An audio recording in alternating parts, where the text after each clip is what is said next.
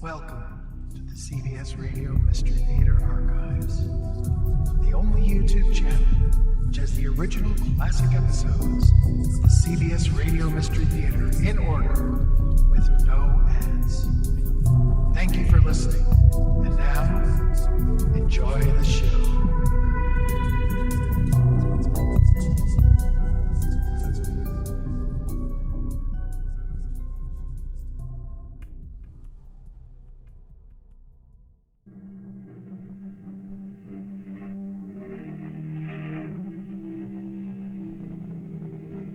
Welcome. Come in. I'm Tammy Grimes. Consider, if you will, the human leg. Until rather recently, it was a limb to be admired on the female of our species. And while a shapely leg on a lady is still appreciated, far more important has become the sturdy and muscular leg of a man, especially if it is attached to a football player, and it can propel the oblate spheroid high above the gridiron and deftly over the crossbar of goalposts. Yes, there are owners of football teams who will pay any amount for such a leg. Indeed, even sell their souls for it. And why have you come to this country? To study the ancient Slavonic language roots. So, you have not come here to find a football player, perhaps, and induce him to defect? Colonel, such a thought had never crossed my mind. How fortunate. For I can assure you that such an ill-conceived, harebrained scheme could only have the most serious, tragic, and even fatal consequences.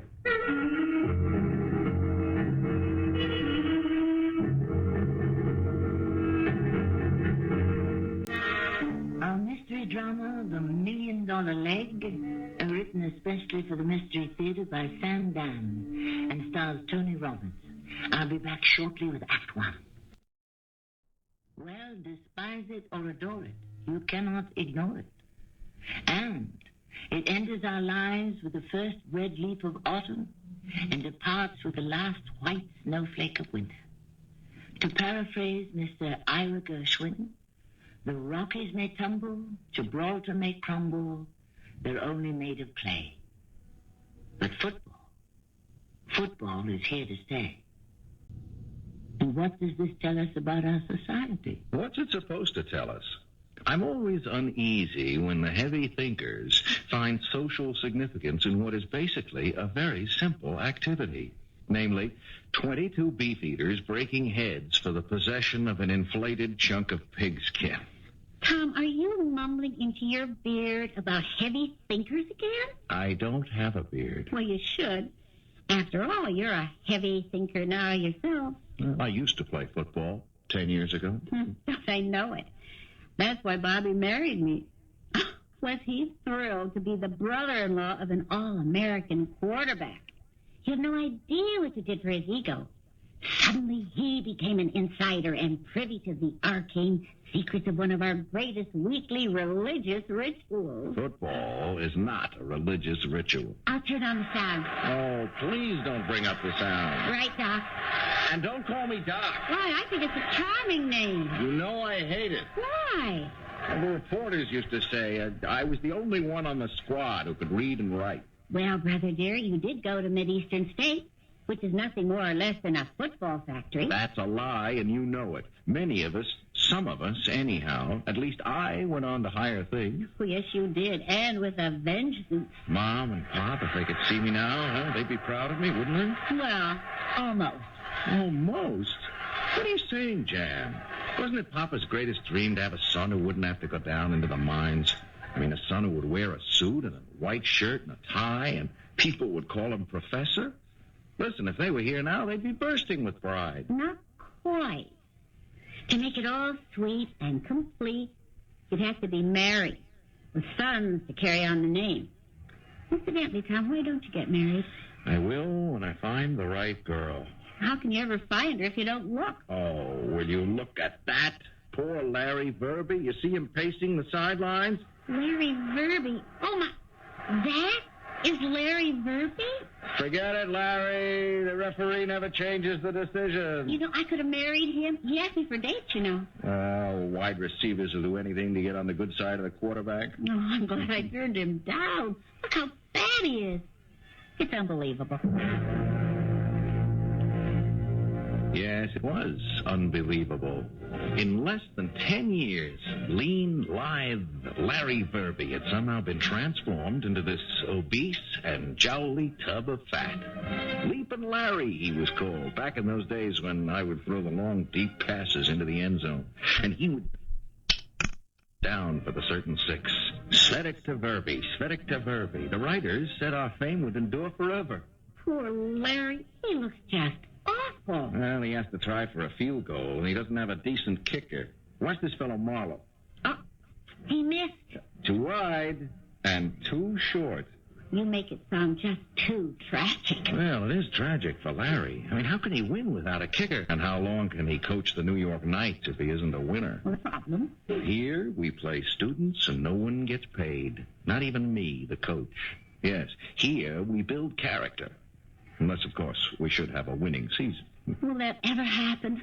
I don't see how.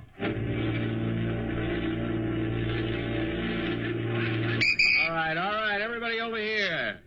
All right, who has exams tomorrow? Miller? Yeah, I know about you, calculus. And Rogowski, you got physics. Dornbush, you have electricity. So let's all quit now so that everybody can study. Well, hello there, Doc.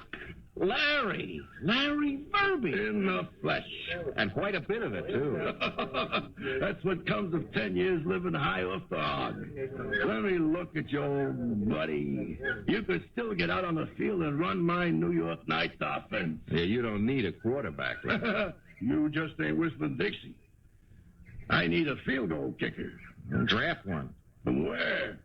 Trade for one. Everybody wants my strong right arm and 2 quarts of my rich red blood. And I look at you out here in the boonies at this jerkwater college nobody's ever heard of, and where it's always bread and rice time. What? What's this now? He's the one who said, and when that one great scorer comes to write against your name, he marks not that you won and lost, but how you played the game. Well, isn't that the way it should be? Sure. But you better win more than you lose, otherwise the knives come out. And you don't know how I am bleeding to death. Larry, to what do I owe the honor of this visit? What are you after? You. Me? What for?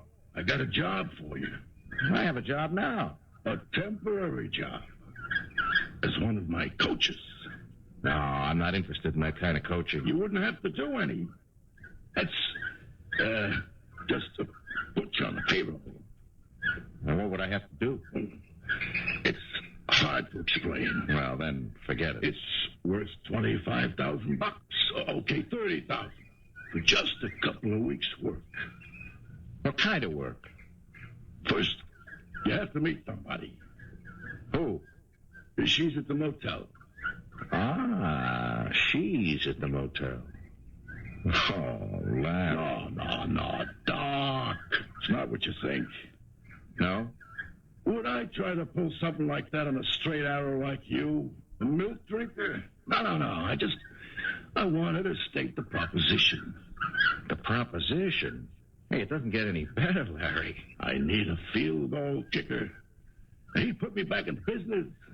I could start to win ball games. I'd save my job, my career. But what is there that I can do for you? You can get me a field goal kicker. Me? Where? How? She's going to explain. She? The one in the motel? Doc, listen. All I'm asking you to do is save my life. It sounded like a typical Larry Verby intrigue, and I'd had my fill of those back in college. But there was a tone of genuine concern in his voice, and a look of desperation in his eyes. What could I do? Besides, I was curious. She was seated with him at a table in the motel dining room. She appeared to be somewhere in her middle 20s. She had long black hair and flashing black eyes. Right there, I said to myself, this is the girl I've been waiting for all my life. And if she won't have me, I just may go out and kill myself. Doc, oh, glad you could come. Helena, this is Professor Tom Svetic, but we all call him Doc. How do you do? Doc, this is Miss Helena Risco. How do you do?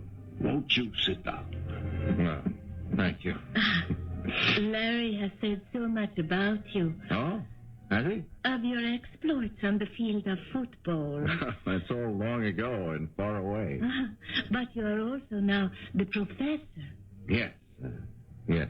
And you shall be going to my country. That is, it is my country no longer, but where I was born, Bulgaria, to attend the convention of world scholars of Slavonic languages. Yes. Of course, while there, you shall be in the capital city, Sofia. I believe so, yes. Perhaps you might ask permission to visit the countryside and travel to a small village high in the mountains near Macedonia. Why would I want to go there? Because it is my village. Well, then that's different. And they will allow you to go there because, after all, you are a professor and a scholar, and you wish to record the dialect of the hills. Yes, that sounds interesting. I had no idea what I was saying, even less of what she was saying. I kept looking at her. I wanted to tell her that even though I was a college professor, I also believed in love at first sight. And what were her opinions on the subject? But I became aware of a recurring phrase, field goal kicker. I wondered, what did this have to do with anything? Yes, he can be the field goal kicker, I think. The field goal kicker? Who? Who we've been talking about the last half hour? Saba? The guy in our old village. He plays football. I mean, not our football. Their football. It's like soccer. But he has been known to kick the ball 70, 80 yards in the air. Oh, yes, this is true. Yeah, and the idea is for you to go in there and get him. Me? Doc, old buddy, he's worth 30 grand to you on the hoof. But why do I have to? Well, naturally, the police, they will not let him leave. Oh, then you don't need me. You need a special team. Oh, no.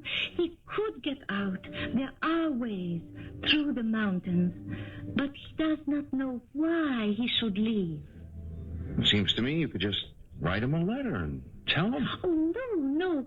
You see, the police read all the mail, and then they would watch him, perhaps even arrest him. You see, Doc, someone has got to convince him that fame and fortune are awaiting him here in the good old USA.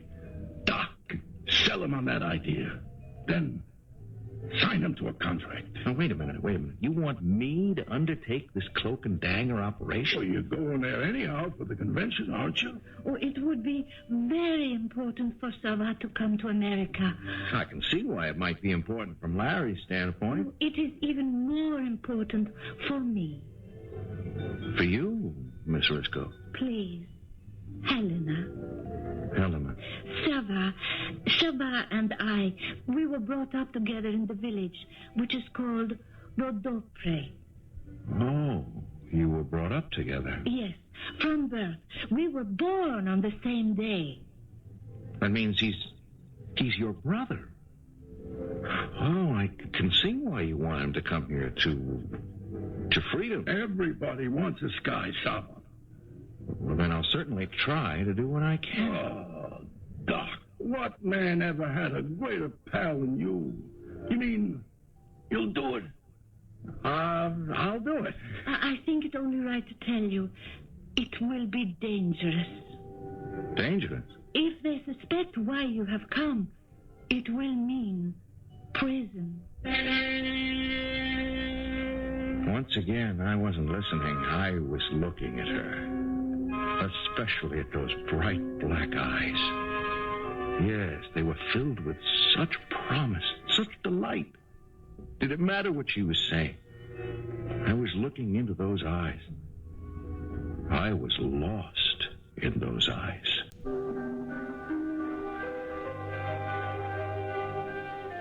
Which is the most wonderful and dangerous place to be lost? Wasn't it Mr. Thomas More who said, "The light that lies in woman's eyes has been my heart's undoing"? If, at this point, Doc appears to be a man who is ready to become undone, the second act should present him with ample opportunity shortly. Love is the oldest story in the world and the newest. Everyone who falls in love for the first time thinks he or she is telling the story for the first time. And in a way, one would suppose this is true. However, this began as a story about, of all things, football. Then, suddenly it became a love story with a hint of foreign intrigue. Where do we go from here? It's still a month away, but I saw Helena every night. We'd sit and talk. She'd tell me about her village, but I was never happier. Of course, my sister Jan noticed it.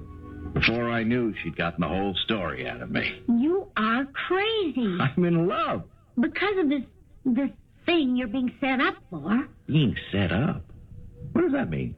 Larry Verby somehow finds out about this character deep inside the Iron Curtain who can kick a ball a country mile. Now he needs some fall guy to stick his neck out. Now, Jan. So he gets this stunning Mata Hari. That isn't fair. He gets her to ask you. This guy is her brother. Is that what she told you? Well, yes. What do you mean? Well, yes. Well, she said it was important for her that Sava, that's his name, gets out of there and comes to this country. They were raised together. They were born on the same day. And that would make them twins. Is that what she said? Well, yes. Once again, what does, well, yes mean? It means yes, obviously. So she did say definitely, Sava is my twin brother. Well, did she? What is this, the Inquisition? Now, let's get some perspective, shall we? Is there a risk here? Well... Of course there is. Has it ever occurred to you that sometimes a man would like to have an adventure? Sure. But ask yourself why you're doing this. You are putting your freedom, maybe your life on the line. For what? An atomic scientist? An artistic genius? Somebody who will save the human race? No, just a guy who can kick a football. Now, Tom, I ask you, why? I'm doing it for her. I have no further questions. Well, you don't like her, that's all. I never said that. Oh, of course not. All you keep saying is that she's playing me for a sucker. For more than 10 years now you've been sniping at me. Why don't you get married? Why don't you look for a girl? I found one. Now, what's your problem? I don't have a problem. The question is, do you? I happen to be in love with Helena. Is Helena in love with you? I don't know. Well, why don't you ask her? Ask her. How else can you find out? You haven't even asked her. Now, look here. Okay. You're absolutely right. It's none of my business. No, that's not what I meant to say. Well, what did you mean to say? What did I mean to say? In response to the question, why don't you ask her? Why hadn't I asked her? I suppose I was afraid I wouldn't get the answer I wanted. In all the time we'd spent together, we never spoke about love. We talked about almost everything else, but never about love. Tonight I was determined it would be different. You have studied the literature in that country? Yes. There's a novel by Ivan Vasov. It's called Pod Igoto, Under the Yoke. Oh, yes. I read it years ago in school. I find the title most illuminating. Actually, it describes me. How? I'm also under a yoke. Oh, I don't believe that. Yes. I am no longer free. Why not? Because I'm in love. Oh? Do you know with whom I'm in love? Yes. Do you care to say anything? Doc, I cannot say anything. Why not? Because I am not free to speak. I don't understand. It's really very simple. I belong to someone else. You're in love with someone else? No, I did not say that. I said I belong to someone else. To whom? I belong to Sava. Sava? And he's your brother, isn't he? No. You said... No, I did not. You said you were born on the same day, raised together. That means he's your brother. And you said... No, I said nothing. But that's a technicality. Your silence led me to believe he was your brother. Yes, I know. And by letting me believe that, you were actually telling me a lie. Yes. But why? Because I wanted for you to bring him to this country, and I felt it was not the right moment to tell you that he is my fiancé. Your fiancé? Yes. I could see in your eyes that you had fallen in love with me. For that reason, you would risk your life for me. So... Yes? I lied to you. Do you love him? It does not matter. But it does. We were born on the same day. Our fathers were friends. They arranged for the marriage on the day of our birth. Oh, but that's old country nonsense. Sava has the right to hold me to the bargain our fathers had made. Helena. And now, knowing this, of course, you will not go. I didn't say that. I am sorry. But now I can sleep again at night. I no longer have the lie on my conscience. Suppose he never comes to this country, and there was no chance for you to marry him. Then I could follow the wishes of my own heart. Would you marry me? We must not talk about it, please. Look, I don't have to go. I don't have to get him out. He would have to remain there. I know, but... But that wouldn't be right. No, that would not be right. You are going to put your life on the line so you can bring back another guy for the girl you love to marry? Yes. I guess that's what it amounts to. Have you taken leave of your senses? I suppose that's what happens to you when you fall in love. Yes, dear brother, but within limits. I don't know very much about love. Oh, I'll say. I didn't fall in love until fairly late in the game, but it seems to me that love means you want to make someone happy. Wouldn't you say? Oh, yes. It's more important to make the other person happy than it is to make yourself happy. Well, it's an extreme way to look at it. Yes, but that is what love is all about. And so, I'm going to get him out of there. It sounded so noble, so self-sacrificing. But was there something behind it? Something deep in my subconscious that I wasn't aware of? Or that I was afraid to be aware of? I had asked Eleanor, what if there was no chance for you to marry him? And she had answered, then I could follow the wishes of my heart. So why was I going? To make sure somehow that there would be no chance? What had happened to me? I never used to be so devious. Is this what love has done to me? And then it was time to leave for the convention. Larry called. Listen, old buddy. The dough is already deposited in your name. Did you know that she was engaged to marry this guy, Sava? Why didn't you tell me? I didn't think, that it was relevant. Uh-huh. And therefore, by the time I found out, he'd already be here in the USA. Doc, you gotta do this for me. You gotta bring me my $1 million leg.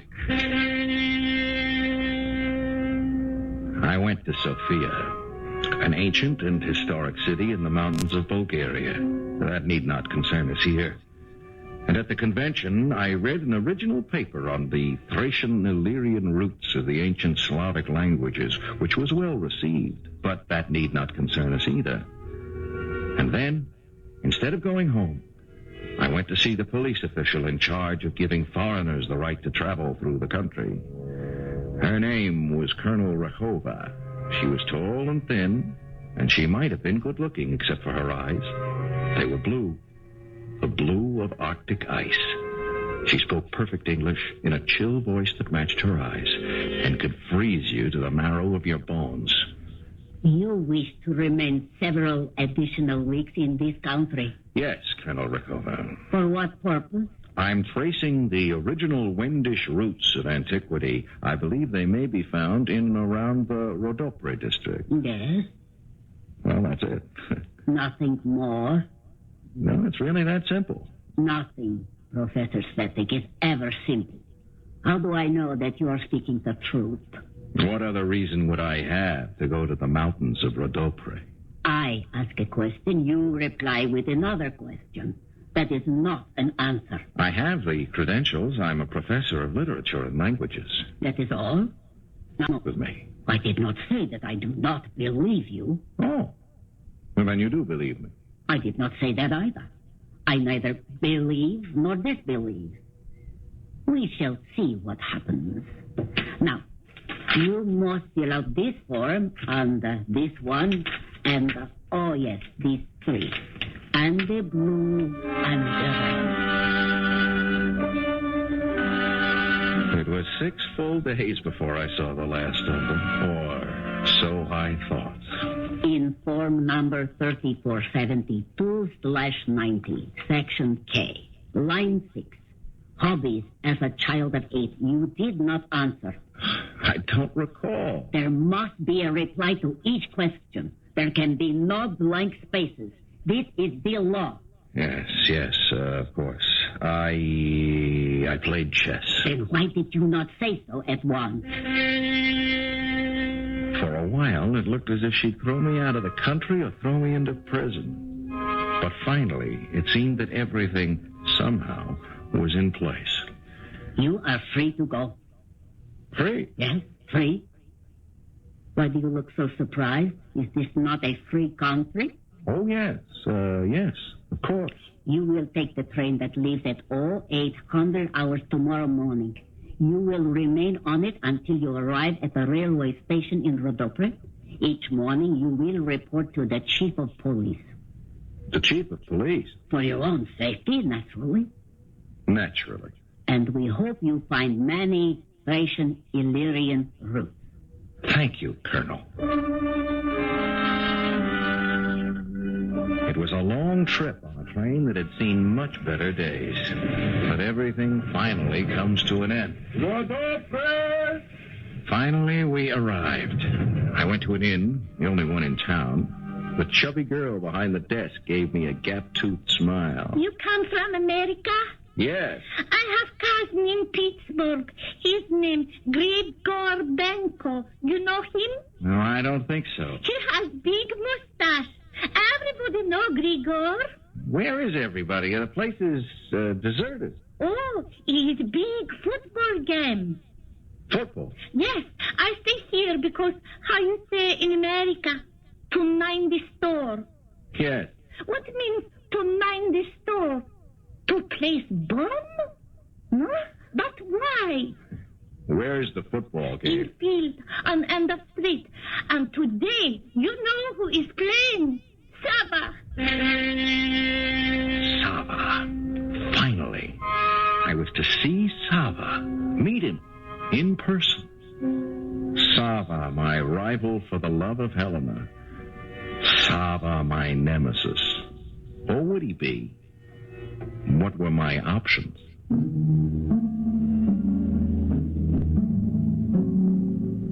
What kind of talk is this? Options. Didn't he come here to get Sava to come to the United States? Sava of the $1 Million Lake? Love, as they say, plays many tricks, and we shall soon discover that the hand is quicker than the eye, or should we say the foot? Ere I fell in love, said the philosopher. I was my own master. But now I have my own mistress. Well, that's the true story of love and life, isn't it? A constant series of what are known as trade-offs. You give to get. And the ideal state of affairs is to have the ratio stand at 50-50. But unfortunately, the ideal situation can only be found in heaven. We are in a tiny village in the Balkans watching a game of football. Or more properly, soccer. You couldn't miss him. He dominated the field. First, his size. He was well over 6 feet tall and built like an ancient Greek god. And second, his talent. He was absolutely magnificent. He played football in the full sense of the word.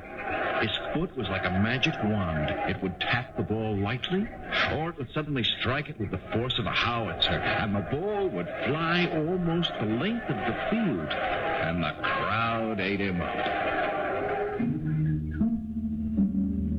I went back to my room at the hotel. I looked in the mirror. Next to him, I was Mr. Nondescript. Nobody. I went downstairs for dinner. Ah, the American gentleman. I am Sava. Yes, I saw you on the field. You were very good. I was magnificent. That's true. Welcome to my house. Your house? Yes.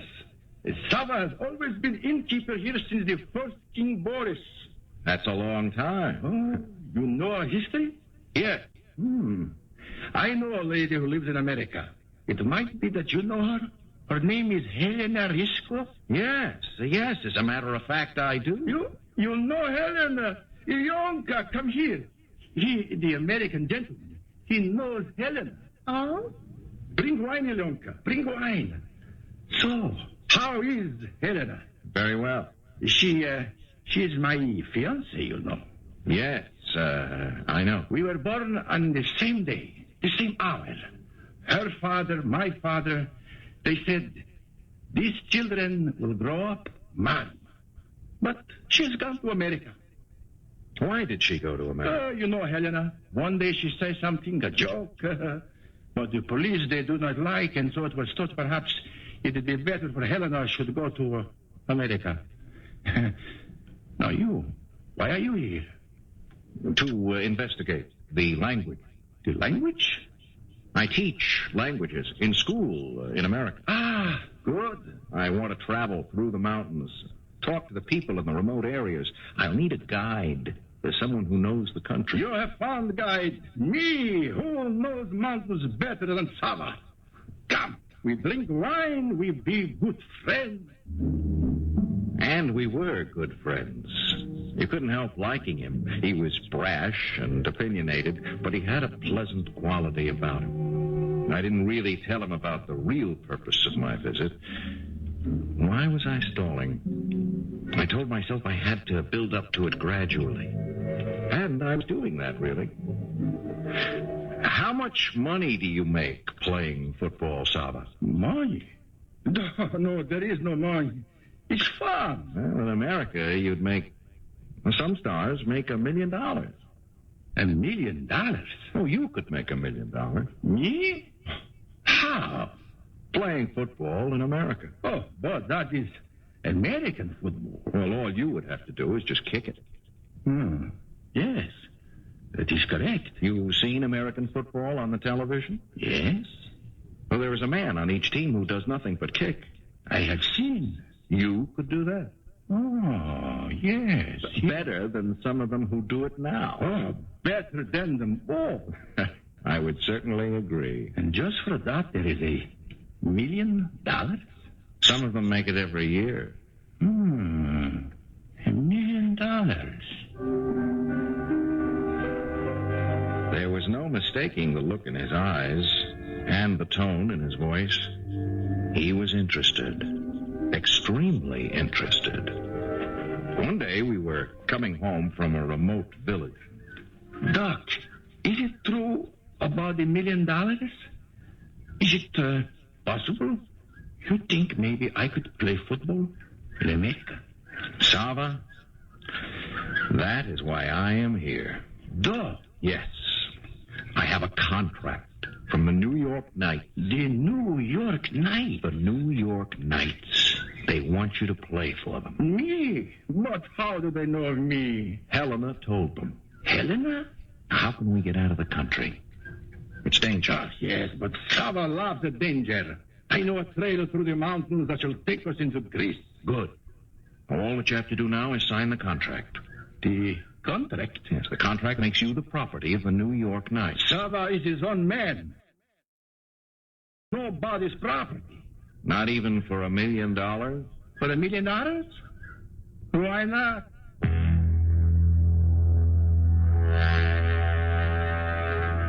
Dr. Sveti, how has the research been coming? Oh, splendidly. Is that a fact? I have also done some research. I have discovered that you, Professor, were a famous football player. That was in my youth. Can it be that you have not come here to study the roots of our language? For what other purpose would I have? Is it possible here to seek football players? Oh, different game. You require people who can kick. And many Europeans go to America for that very purpose. Yes, I dare say. It was a thought that had occurred to me that perhaps you were here to persuade some of our players to defect to the United States. Colonel, I assure you that such a thought had never crossed my mind. How fortunate for you. Such an ill-conceived, harebrained scheme could only have the most serious, tragic, even fatal consequences. Teitel. Just then, a spark seemed to ignite in my mind.